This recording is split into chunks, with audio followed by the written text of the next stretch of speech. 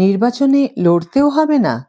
টিএমসির হয়ে পার্লামেন্টে যাওয়া পাকা কোয়েলের কিভাবে নির্বাচিত হন রাজ্যসভার সদস্যরা? Hi everyone, welcome back to my channel Anjana entertainer. বন্ধুরা, তোমাদের সকলকে আমার এই ছোট্ট ইউটিউব চ্যানেলে স্বাগত জানাই। টলিপাড়ার পাওয়ার হাউস অভিনেত্রী কোয়েল মল্লিককে এবার হয়তো দেখা যাবে সংসদের উচ্চকক্ষে। রাজনীতির ময়দানে কোয়েল বরাবরই দূরত্ব বজায় রেখে চলেছেন, কিন্তু এবার তৃণমূল তাকে রাজ্যসভার প্রার্থী হিসেবে ঘোষণা করল। বিরাট অঘটন না ঘটলে আগামী 16ই মার্চ রাজ্যসভার নির্বাচন। ওই দিনই কোয়েল সাংসদ হবেন। দেশের মোট 10টি রাজ্যের 37টি রাজ্যসভা আসনে ভোট হবে, যার মধ্যে রয়েছে পশ্চিমবঙ্গের 5টি আসন। বিধায়কদের সংখ্যার নিরিখে 4টি আসনে ঘাসফুল এবং একটিতে পদ্মশিবিরের জয় নিশ্চিত। রাজ্যসভা হল সংসদের স্থায়ী কক্ষ। এখানে আমাদের মতো সাধারণ মানুষ সরাসরি ভোট দেন না, বরং আমরা যে বিধায়কদের অর্থাৎ এমএলএদের বিধানসভায় পাঠাই, তাঁরাই ভোট দিয়ে রাজ্যসভার সদস্যদের নির্বাচিত করেন। তাই তৃণমূলের যেহেতু পশ্চিমবঙ্গ বিধানসভায় বিপুল সংখ্যাগরিষ্ঠতা রয়েছে, সেহেতু তারা যাকে প্রার্থী করবে তার জয় কার্যত নিশ্চিত। এখন প্রশ্ন হলো, কোয়েলের জেতা কেন সহজ?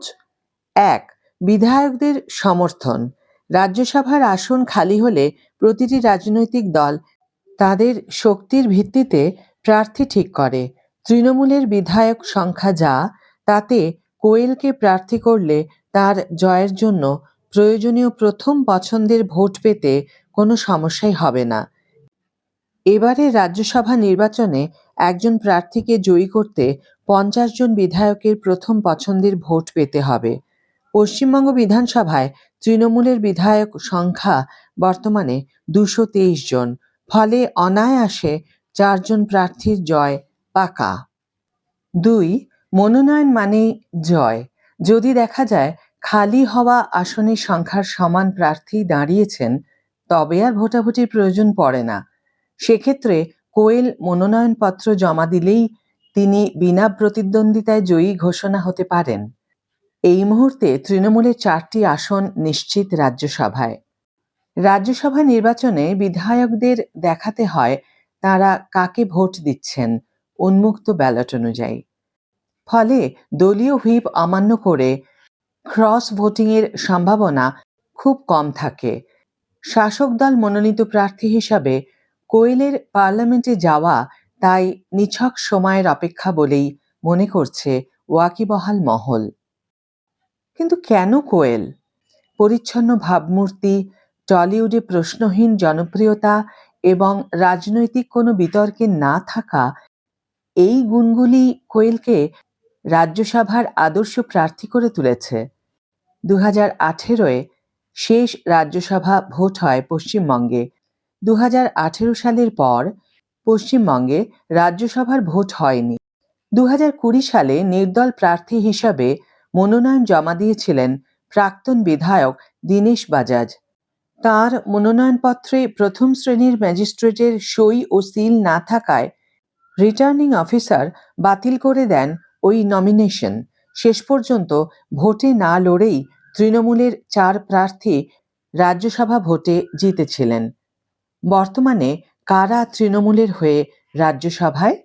এই মুহূর্তে রাজ্যসভায় তৃণমূলের 3 সদস্য হলেন তৃণমূলের রাজ্য সভাপতি সুব্রত বক্সী, সমাজকর্মী সাকেত গোখলে এবং তৃণমূলের শ্রমিক সংগঠন আইএনটিটিইউসির সভাপতি ঋতব্রত বন্দ্যোপাধ্যায়।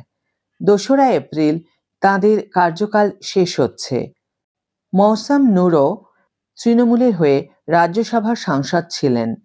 তিনি মাস কয়েক আগে কংগ্রেসে ফিরেছেন, তাই তাঁর আসনটি আপাতত শূন্য। আগামী 16ই মার্চ রাজ্যসভা নির্বাচনের দিন ধার্য হয়েছে। 5ই মার্চ মনোনয়ন দেওয়ার শেষ দিন। পরদিন সেই মনোনয়নপত্র যাচাই হবে। 9ই মার্চ পর্যন্ত মনোনয়ন প্রত্যাহারের সুযোগ থাকবে। যদি প্রতিদ্বন্দ্বিতার সুযোগ থাকে তাহলেই 16ই মার্চ ভোট হবে।